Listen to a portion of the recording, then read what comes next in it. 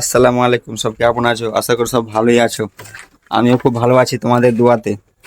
আবারও একটা নতুন ব্লগ নিয়ে চলে এলাম। দেখো, আমরা এখন ক্ষীর রান্না করব। কিভাবে আমরা এখানে ক্ষীর রান্না করি তোমরা শুধু দেখো।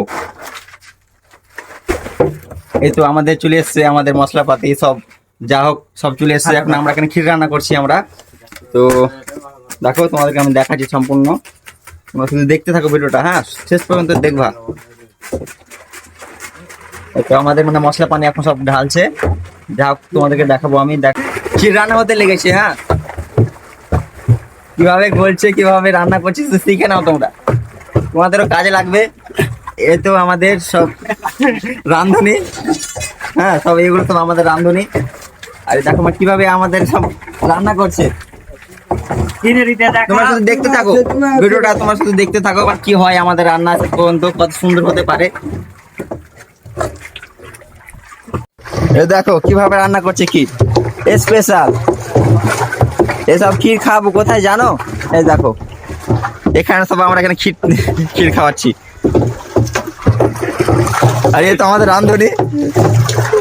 আর একটা रामधनी मत बोलिए, कैटरिंग ক্যাটারিং ক্যাটারিং। দেখো